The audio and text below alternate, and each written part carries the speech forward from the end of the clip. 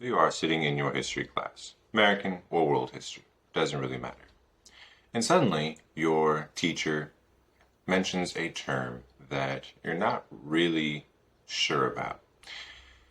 They start talking about World War II, and suddenly they say the word Third Reich, or they use the term Third Reich. And you're sitting there going, what does Third Reich mean?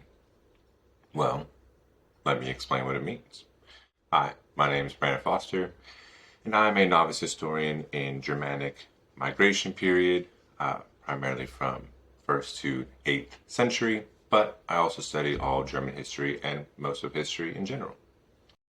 So the word Third Reich actually is a very old term within itself. So while that is the German term, Reich kind of means empire, the idea spans all the way back to Julius Caesar, actually. So back in the 30s and 40s, I guess 40s and 50s BC, a man by the name of Julius Caesar started moving Rome from being a republic to that of an empire.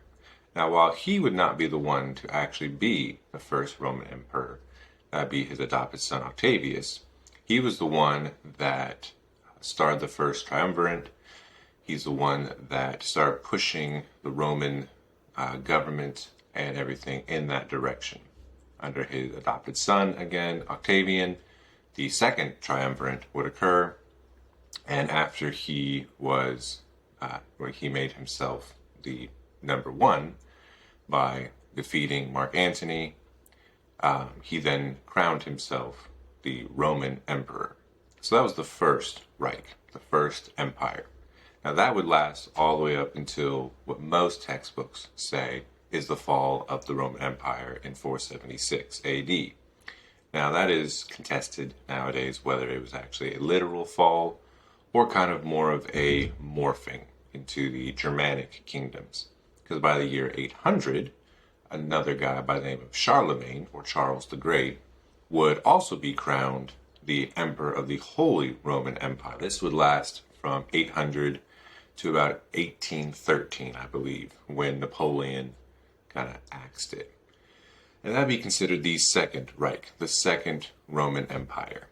And this is by primary sources. The discussion during that time was that this was a continuation of the Roman Empire. It was not a real rebirth, and it wasn't they didn't take it from the Romans.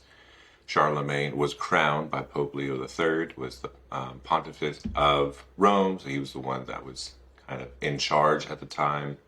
And writings between Charlemagne and the Byzantine Empire, which is the Eastern Roman Empire, they all kind of go along with this idea that Charlemagne was in fact a correct Roman emperor. He was equal to the Roman emperors in the East. And that leads us to the person we're looking at today. So under the Third Reich, this is Hitler's regime. This is what he was trying to do. He was trying to rebirth the Roman Empire. He thought it was his right. He thought it was the German people's duty to rebirth this Roman Empire. It had belonged to Charlemagne, who was considered a German or a French, depending on who you talk to, because he was a Frank, and the Franks birthed both nations. So we have a German emperor. Adolf Hitler thought he was going to rebirth this glorious past, and him and Mussolini were going to bring back, well, him first. Mussolini was going to be his puppet, but they were going to bring back the glory of the Roman Empire as it had been before. Of course, to get there, you had to remove the groups that you didn't agree with, you didn't like, you thought were inferior. We can discuss that on a different time.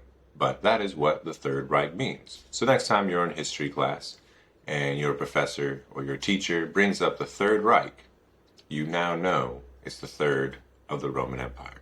Thanks for watching. If you like this type of content, like it, subscribe it, follow, comment, do all the fun things. Thanks.